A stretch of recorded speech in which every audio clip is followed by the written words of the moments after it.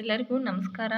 2025ರ T ಟಿಯಲ್ಲಿ ಯಾವ ರೀತಿಯಾಗಿ ನಾವು 60 ಮಾರ್ಕ್ಸನ್ನು ತೆಗಿಬೋದು ಅನ್ನೋದನ್ನು ನಾವು ಈ ಒಂದು ವಿಡಿಯೋದಲ್ಲಿ ತಿಳಿಸ್ಕೊಡ್ತೀನಿ. ಈಗಾಗಲೇ ಟಿಯನ್ನು ಮಾರ್ಚ್ ಲಾಸ್ಟ್ ವೀಕ್ನಲ್ಲಿ ಕರೀತಾರೆ ಅಥವಾ ಏಪ್ರಿಲ್ನಲ್ಲಿ ಕರೀತಾರೆ ಅಂತ ಹೇಳ್ತಾ ಇದ್ದಾರೆ. ಆದರೆ ಇನ್ನೂ ಅಷ್ಟು ಸಮಸ್ಯೆ ಇದೆ. ಸಾಕಷ್ಟು ಹೋರಾಟಗಳು ನಡೀತಾ ಇದೆ. ಟಿ ಅಲ್ಲ GPSTR ಕರೀತಾರೆ ಅಂತ. ಆದರೆ ಟಿ ನಮಗೆ ತುಂಬ ಮುಖ್ಯವಾಗಿರ್ತಕ್ಕಂಥ ಪೇಪರ್ ಈಗ. ಯಾಕಂದರೆ ಇದಾದ ತಕ್ಷಣವೇ ಇದು ಒಂದೇ ಅವಕಾಶ, ಇದೊಂದು ಅವಕಾಶ ಸಾಕಷ್ಟಿದೆ. ಆದರೆ GPSTR ಮುಂದೆ ಕರೆಯೋದು ಡೌಟು. ಈಗ ಯಾರು ಟಿ ಮಾಡ್ಕೋತೀರಾ ಎಲ್ಲರೂ ಸಹ ಏನಪ್ಪ ಅಂದರೆ ಎಲಿಜಿಬಲ್ ಆಗ್ತೀರಾ. ಯಾವುದಕ್ಕಪ್ಪ ಅಂದ್ರೆ GPSTRಗೆ. GPSTR ಭಾಳ ಆದರೆ ಇನ್ನೊಂದು 2-3 ತಿಂಗಳಲ್ಲಿ GPSTR ಕರೀತಾರೆ. ಸಾಕಷ್ಟು ಹೋರಾಟಗಳು ನಡೆದಿವೆ. ಸ್ಪರ್ಧಾಕಾಶಿ ಸರ್ ನಾವು ಇಲ್ಲಿ ಮೆನ್ಷನ್ ಮಾಡಬಹುದು. ತುಂಬ ಹೋರಾಟವನ್ನು ಮಾಡಿದ್ದಾರೆ. ಅವ್ರಿಗೆ ನಮಗೆ ಕೃತಜ್ಞತೆಗಳನ್ನು ಹೇಳಬೇಕು. ಅಷ್ಟು ನಮ್ಮ GPSTR ಒಂದು ಆಕಾಂಕ್ಷಿಗಳಿಂದ ಅಥವಾ ಶಿಕ್ಷಕರ ಒಂದು ಆಕಾಂಕ್ಷಿಗಳಿಂದ ನಾವು ಅವ್ರಿಗೆ ಕೃತಜ್ಞತೆಯನ್ನು ಹೇಳಬೇಕು. ಅಷ್ಟು ಅವರು ನಮ್ಮದಿಂದ ಪ್ರಯತ್ನ ಪಟ್ಟಿದ್ದಾರೆ ಅಂತ ಹೇಳ್ಬೋದು. ಹೀಗಾಗಿ ನಮಗೆ ಅತ್ಯಂತ ಪ್ರಮುಖವಾಗಿರ್ತಕ್ಕಂಥ ಪರೀಕ್ಷೆ ಯಾವುದಪ್ಪ ಅಂದರೆ ಈಗ ಟಿ ಅಂತ ಹೇಳ್ಬೋದು. ಹೀಗಾಗಿ ಟಿ ಯಾರು ಪಾಸ್ ಆಗ್ತೀವಲ್ಲ GPSTRಗೆ ನಾವು ಖಂಡಿತವಾಗಿ ಪಾಸ್ ಮಾಡ್ಕೋಬೋದು. ಯಾಕಂದರೆ ಬ್ಯಾಕಪ್ ಸ್ಕೋರ್ ತೆಗೆದುಬಿಟ್ಟಿದ್ದಾನೆ. ಈಗ ಬ್ಯಾಕಪ್ ಸ್ಕೋರ್ ತೆಗೆದುಬಿಟ್ಟಿದ್ರಿಂದ ನಮ್ಗೆ ಏನಪ್ಪ ಅಂದ್ರೆ ಯಾರು ನಾನ್ ಸೆಮ್ ಇರುತ್ತಲ್ಲ ಅವ್ರಿಗೆ ತುಂಬ ಏನಪ್ಪ ಅಂದ್ರೆ ಅನುಕೂಲ ಆಗಿದೆ ಅಂತ ಹೇಳ್ಬೋದು. ಹೀಗಾಗಿ ಎಲ್ಲರೂ ಫಸ್ಟ್ ಏನು ಮಾಡಬೇಕು, ಯಾರು ಟಿ ಆಗಿಲ್ಲಲ್ಲ ಖಂಡಿತವಾಗ್ಲಿ ಟಿ ಮಾಡ್ಕೋರಿ. ಟಿಯನ್ನು ಆಯಿತು ಇನ್ನು ಮಾರ್ಚ್ ಲಾಸ್ಟ್ ವೀಕ್ ಅಥವಾ ಏಪ್ರಿಲಲ್ಲಿ ಕರಿತಾನಂತ ಹೇಳ್ತಾ ಇದ್ದಾರೆ. ಹೀಗಾಗಿ ನಾನು ಈ ಒಂದು ವಿಡಿಯೋದಲ್ಲಿ ಏನು ಹೇಳಬೇಕಂದ್ರೆ ಸಮಾಜ ವಿಜ್ಞಾನ ಸ್ಕೋರ್ ಆಗೋದೇನಪ್ಪ ಅಂದ್ರೆ ನಮ್ಮ ಸೋಷಿಯಲ್ ಸೈನ್ಸಲ್ಲಿ ಸಮಾಜ ವಿಜ್ಞಾನ ಅದನ್ನು ನಾವು ಖಂಡಿತವಾಗಿ ಪರ್ಫೆಕ್ಟಾಗಿ ಓದ್ಕೊಂಡ್ರೆ ಕನ್ನಡ ಮತ್ತು ಸೈಕಾಲಜಿ ಮತ್ತು ಇಂಗ್ಲೀಷಲ್ಲಿ ಸ್ವಲ್ಪ ಮಾರ್ಕ್ಸ್ ನಮಗೆ ವೇರಿಯೇಷನ್ ಆದರೂ ನಮ್ಮ ಆಪ್ಷನಲ್ ಸಬ್ಜೆಕ್ಟ್ ಎತ್ತಿ ಹಿಡಿತೆ ಅಂತ ನಾವು ನೋಡ್ಬೋದು. ಹೀಗಾಗಿ ಒಂದು ಸಬ್ಜೆಕ್ಟಲ್ಲಿ ನಾವು ಪಂಡಿತರಾಗಬೇಕು. ಇಲ್ಲ ಅಷ್ಟು ಸಬ್ಜೆಕ್ಟಲ್ಲಿ ಸರಿಯಾಗಿ ಮಾಡಲಿಲ್ಲ ಅಂದರೆ ಟಿ ಪಾಸ್ ಆಗಲ್ಲ. ಹೀಗಾಗಿ ನಾನು ಟಿಯಲ್ಲಿ 60ಕ್ಕೆ 60 ಮಾರ್ಕ್ಸ್ ಹೆಂಗೆ ಪಡಿಬೋದು ಅಂತೇಳಿ ಈ ಒಂದು ವಿಡಿಯೋದಲ್ಲಿ ನಾನು ನಿಮ್ಗೆ ತಿಳಿಸ್ಕೊಡ್ತೀನಿ. 60ಕ್ಕೆ 60 ಮಾರ್ಕ್ಸ್ ಬೀಳಲು ಅಂದರೂ ಪರವಾಗಿಲ್ಲ. ಅಟ್ಲೀಸ್ಟ್ 50 ಅಥವಾ 52 ಮಾರ್ಕ್ಸ್ ನಾವು ತೊಗೊಂಡ್ವಿ ಅಂದ್ರೆ ಅಲ್ಲಿ ಇಂಗ್ಲೀಷು ಸೈಕಾಲಜಿ ನಮಗೆ ಡೌನ್ ಆಗೇ ಆಗುತ್ತೆ. ಪರ್ಫೆಕ್ಟ್ ಅಂದರೆ ಆಗಲ್ಲ, ಸೈಕಾಲಜಿ ಸ್ವಲ್ಪ ಡೌನ್ ಆಗೇ ಆಗುತ್ತೆ. ಹೀಗಾಗಿ ಅಲ್ಲಿ ಮ್ಯಾಚ್ ಮಾಡ್ಬೋದು. ಹೀಗಾಗಿ ಒಂದು ಸಬ್ಜೆಕ್ಟ್ ಮೇಲೆ ನಾವು ಪಂಡಿತರಾಗಲೇಬೇಕು. ಯಾಕಂದರೆ ನಮ್ಮ ಆಪ್ಷನಲ್ ಸಬ್ಜೆಕ್ಟ್ ನಮಗೆ ಅದನ್ನು ನಮ್ಮ ಕೈ ಹಿಡಿಯುತ್ತೆ. ಹೀಗಾಗಿ ನೋಡಿರಿ, ಇದು ಟಿ ತುಂಬ ಇಂಪಾರ್ಟೆಂಟು. GPSTR ಕರೀತಾನೆ. ಇದು ಒಂದೇ ಟಿ ನಮಗೆ ತುಂಬ ಇಂಪಾರ್ಟೆಂಟು. ಹೀಗಾಗಿ ಎಲ್ಲರೂ ಒತ್ತು ಕೊಟ್ಟು ಓದಿದರೆ ಖಂಡಿತವಾಗ್ಲೂ ನೀವು GPSTR ಒಂದು ಶಿಕ್ಷಕರಾಗಿ ಹೊರ ಹೊಮ್ತೀರಾ ಅಂತೇಳಿ ನಾನು ಈ ಒಂದು ವಿಡಿಯೋದಲ್ಲಿ ಹೇಳ್ಬೋದು. ಈಗೇನಪ್ಪ ಅಂದ್ರೆ ನಾನು ಒಂದು ಕ್ವಶನ್ ಪೇಪರ್ ತಂದೀನಿ. ಅಂದರೆ ಇದು 2021ರ ಕ್ವಶನ್ ಪೇಪರ್. ಇದು ನಿಮ್ಗೆ ಕ್ವಶನ್ ಪೇಪರು ಯಾವ ರೀತಿಯಾಗಿ ನಮ್ಗೆ 60 ಮಾರ್ಕ್ಸ್ ನಾವು ಹೆಂಗೆ ತೆಗಿಬೋದು ಸೋಷಿಯಲ್ ಸೈನ್ಸ್ನಲ್ಲಿ ಮೊನ್ನೆ ಹೇಳಿದ್ನಿ ಬುಕ್ಸ್ ಯಾವ್ಯಾವ ಓದಬೇಕು, ಹೆಂಗೆ ಓದಬೇಕು ಅಂತೇಳಿ. 60 ಮಾರ್ಕ್ಸ್ ನಾವು ಸೋಷಿಯಲ್ ಸೈನ್ಸ್ನಲ್ಲಿ ಹೆಂಗೆ ತೆಗಿಬಹುದಪ್ಪ ಅಂತಂದ್ರೆ ನೋಡ್ರಿ, ನಾವು ಒಂದು ಕ್ವಶನ್ ಪೇಪರನ್ನು ತೆಗೆದುಕೊಂಡಾಗ ಯಾವ ಕ್ವಶನ್ ಯಾವ ಪಾಠದಿಂದ ಬಂದಿದ್ದನ್ನು ಅರ್ಥ ಮಾಡ್ಕೋಬೇಕು. ನಾನು ನಿಮಗೊಂದು ಕ್ವಶನ್ ಹೇಳ್ತೀನಿ, ಅದು ಯಾವ ಪಾಠದಿಂದ ಬಂದಿದೆ ಅನ್ನೋದನ್ನು ನೀವು ಅರ್ಥ ಮಾಡ್ಕೊರಿ. ದಿ ಏಸಿಯಾಟಿಕ್ ಸೊಸೈಟಿ ಎಂಬ ಸಂಸ್ಥೆಯನ್ನು ಸ್ಥಾಪಿಸಿದರು. ನೋಡ್ರಿ, ಇದು 6ನೇ ತರಗತಿಯಲ್ಲಿ ಬಂದಿರತಕ್ಕಂಥ ಪಾಠ. ನಾವು ಏನು ಮಾಡ್ತೀವಿ, ಇದು 6ನೇ ತರಗತಿಯಲ್ಲಿ ಇರ್ತಕ್ಕಂಥ ಪಾಠ. ಇದು ನಾನು ಮೊನ್ನೆ ಹೇಳಿದ್ದೀನಿ.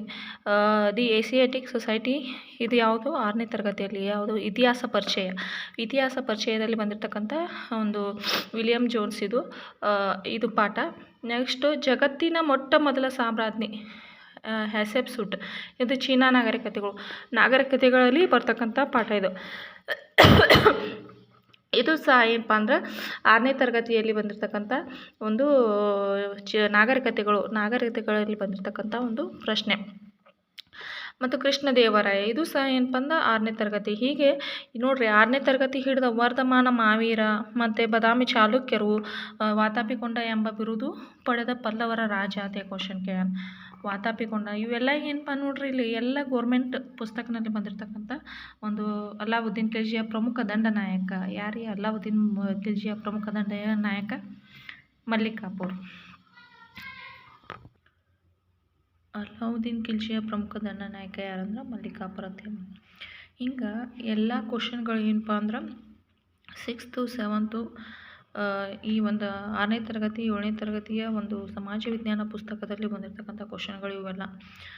ನಾವು ಇಲ್ಲಿ ಅಂದರೆ T E T question paper ಫಸ್ಟ್ನೇ ಹಿಡ್ದು ಇಲ್ಲಿ ಮಟ್ಟ ಕ್ವಶನ್ ಪೇಪರ್ ತೆಗೆದುಕೊಂಡು ಯಾವ ಪಾಠದಿಂದ ಎಷ್ಟು ಕ್ವಶನ್ ಬಂದಿದೆ ಅನ್ನೋದನ್ನು ಅರ್ಥ ಮಾಡಿಕೊಂಡು ಆ ಪಾಠವನ್ನು ಸರಿಯಾಗಿ ನಾವು ಓದ್ಕೊಂಡ್ರೆ ಖಂಡಿತವಾಗಿ ನಾವು ಈ ಸಮಾಜ ವಿಜ್ಞಾನದಲ್ಲಿ ಒಳ್ಳೆಯ ಮಾರ್ಕ್ಸನ್ನು ತೆಗಿಬೋದು.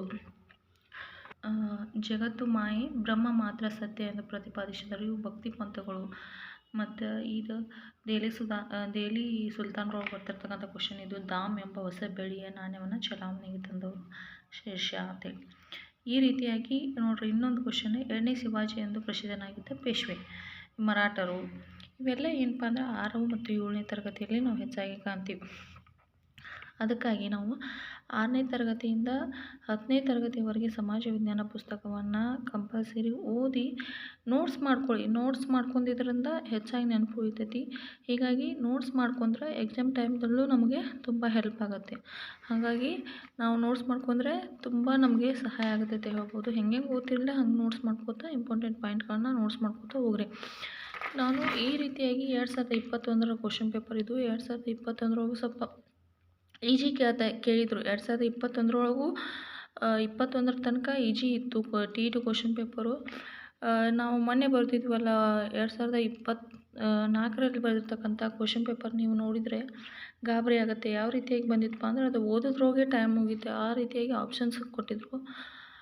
ಈಗ ಬರ್ತಾ ಏನಪ್ಪ ಅಂದರೆ ಡಿಫಿಕಲ್ಟಾಗಿ ಬರ್ತಿರ್ತಕ್ಕಂಥ T E T question paper. ಹೀಗಾಗಿ ನಾವು ಹೆಚ್ಚಾಗಿ ನಮ್ಮ ಆಪ್ಷನಲ್ ಸಬ್ಜೆಕ್ಟ್ಗೆ ನಾವು ಒತ್ತು ಕೊಟ್ಟಿದ್ದಾದರೆ ಒಳ್ಳೆಯ ಮಾರ್ಕ್ಸನ್ನು ನಾವು ತೆಗಿಬೋದು. ಇಲ್ಲಿ ಸಮಾಜ ವಿಜ್ಞಾನದಲ್ಲಿ ಇವು ನಾವು ಏನಪ್ಪ ಅಂದರೆ ಇಲ್ಲಿ ಕೆಲವೊಂದು ಕ್ವಶನ್ಗಳು 10th ಸೋಸಾಲಜಿ ಸಮಾಜ ವಿಜ್ಞಾನ ಪುಸ್ತಕದಲ್ಲಿ ಆಯ್ಕೆ ಮಾಡ್ಕೊಂಡಾರ. ಯಾವಂದ್ರೆ ನೋಡ್ರಿ ಇಲ್ಲಿ ನರ್ಮದಾ ಬಚಾವೋ ಆಂದೋಲನ ನೇತೃತ್ವ ವಹಿಸಿದವರು. ಇದು ಸಹ ಏನಪ್ಪ ಅಂದರೆ 7ನೇ ತರಗತಿಯಲ್ಲಿ 8ನೇ ತರಗತಿಯಲ್ಲಿ ಇದು ಐತಿ.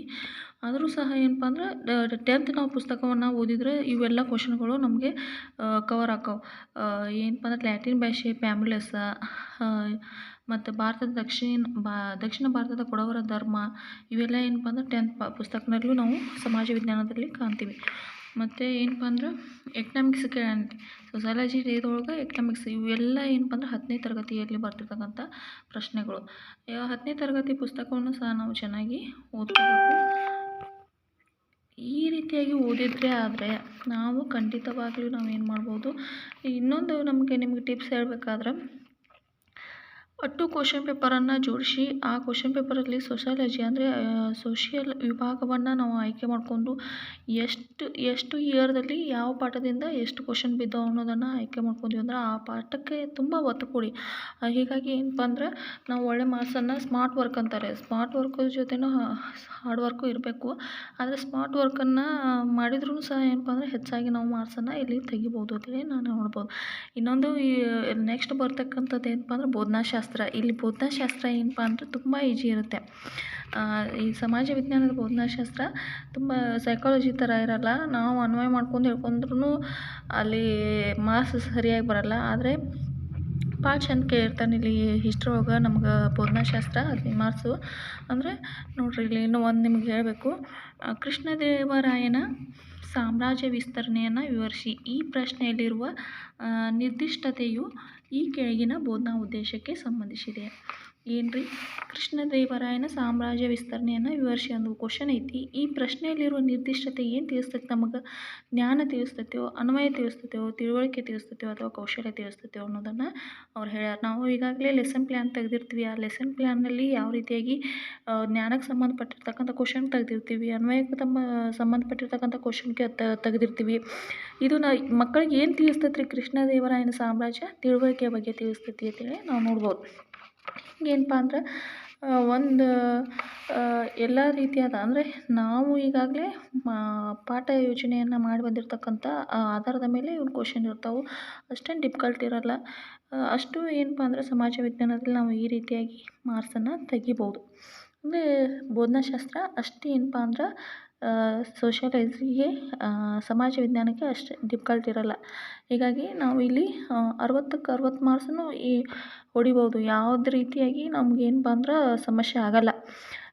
ಇಲ್ಲಿ ಏನಪ್ಪ ಅಂದರೆ ಸೈಕಾಲಜಿಯಲ್ಲಿ ತುಂಬ ಸಮಸ್ಯೆ ಆಗುತ್ತೆ. ಅಂದರೆ ನಾವು ಓದಿರ್ತೀವಿ, ಆದರೆ ಓದಿದ್ದು ಅಷ್ಟು ನೆನಪಿರಲ್ಲ. ಆದರೆ ನಾವೇ ಅನ್ವಯಿಸ್ಕೊಂಡು ಅಲ್ಲಿ ಮಾರ್ಕ್ಸ್ ಹಾಕ್ತೀವಲ್ಲ, ಅದು ನಮ್ಮದು ತಪ್ಪಾಗುತ್ತೆ.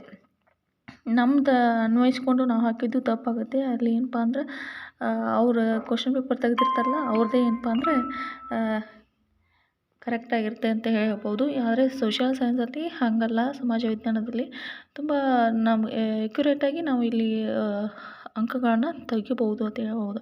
ಇನ್ನೊಂದು ಇಲ್ಲಿ ಕ್ವಶನ್ ಬರ್ತೈತಿ. ಇದನ್ನು ಏನಪ್ಪ ಅಂದ್ರೆ ನೋಡ್ರಿ, ತರಗತಿಯಲ್ಲಿ ಶಿಕ್ಷಕನ ಎರಡನೇ ನಾಲಿಗೆ ಎಂದರೆ ಅಂತ ಕೇಳ್ಯಾರ. ಎಷ್ಟು ಅಂತ ಕೇಳ್ಯಾರ ನೋಡ್ರಿ. ತರಗತಿಯಲ್ಲಿ ಶಿಕ್ಷಕನ ಎರಡನೇ ನಾಲಿಗೆ ಯಾವುದ್ರಿ? ನಾವು ಬೋಧನೆ ಮಾಡೋ ಮುಂದೆ ನಮ್ಮದು ಶಿಕ್ಷಕಂದು ಒಂದೇ ನಾಲಿಗೆ ಇರುತ್ತೆ. ಇನ್ನೊಂದು ನಾಲಿಗೆ ಏನಪ್ಪ ಅಂದ್ರೆ ಅದು ಮಕ್ಕಳಿಗೆ ತಿಳಿಸೋದು ಯಾವುದ್ರಿ? ಕಪ್ಪು ಹಲಗೆ. ಕಪ್ಪು ಹಲಗೆ ಇದು ಏನಪ್ಪ ಅಂದ್ರೆ ಎರಡನೇ ನಾಲಿಗೆ. ಅದು ಮಕ್ಕಳಿಗೆ ತಿಳಿಸೋದು ಕಪ್ಪು ಹಲಗೆ. ಇವೆಲ್ಲ ನಾವು ಏನಪ್ಪ ಅಂದರೆ ಈಗಾಗಲೇ ಪಾಠ ಮಾಡುವ ಮುಂದೆ ಮಕ್ಕಳಿಗೆ ಪಾಠ ಮಾಡುವ ಮುಂದೆ ಅಥವಾ ಡೆಮೋ ಮಾಡುವ ಮುಂದೆ ನಮಗೆಲ್ಲ ಈಗ ಅದು ತರಬೇತಿಯಾಗಿರುತ್ತೆ. ಆ ತರಬೇತಿಯಲ್ಲಿ ಬಂದಿರತಕ್ಕಂಥ ಕ್ವಶನ್ನೇ ಇಲ್ಲಿ ಏನಪ್ಪ ಅಂದ್ರೆ ಬೋಧನಾ ವಿಧಾನ. ಬೋಧನಾ ವಿಧಾನ ಅಂದರೆ ನಾವು ಈಗಾಗಲೇ ಬೋಧನೆ ಮಾಡಿರ್ತೀವಿ. ಅದ್ರ ಬಂದಿರತಕ್ಕಂಥ ಕ್ವಶನ್ಗಳೇ ಇಲ್ಲಿ ಬೋಧನಾ ವಿಧಾನದಲ್ಲಿ ಇರ್ತಾವೆ ಇಷ್ಟ. ಹೀಗಾಗಿ ಹೆಚ್ಚಿನ ಅಂಕಗಳನ್ನ ನಾವು ಏನು ಮಾಡ್ಬೋದು, ಈ ಸಮಾಜ ವಿಜ್ಞಾನದಲ್ಲಿ ಅಳವಡಿಸ್ಕೊಂಡ್ರೆ, ಇವೆಲ್ಲ ಮಾಹಿತಿಗಳನ್ನ ಅಳವಡಿಸ್ಕೊಂಡ್ರೆ ನೀವು ಯಾವ ರೀತಿಯಾಗಿ ಯಾವ್ಯಾವ ಇಯರ್ದಲ್ಲಿ ಎಷ್ಟೆಷ್ಟು ಕ್ವಶನ್ ಬಂದಾವೆ ಅನ್ನೋದನ್ನು ನೀವು ಎಕ್ಯುರೇಟಾಗಿ ತಿಳ್ಕೊಂಡು ಓದಿದ್ರೆ ಖಂಡಿತವಾಗ್ಲೂ ನೀವೇನು ಮಾಡ್ಬೋದು, 60 ಮಾರ್ಕ್ಸನ್ನು ಈ ಟಿ ಇ ಟಿಯಲ್ಲಿ 2025ರಲ್ಲಿ ಬರ್ತಕ್ಕಂಥ ಟಿ ಇ ಟಿಯಲ್ಲಿ ಪಡಿಬೋದು ಅಂತ ಹೇಳಿ ನಾನು ಈ ಒಂದು ವಿಡಿಯೋದಲ್ಲಿ ಹೇಳ್ತೀನಿ.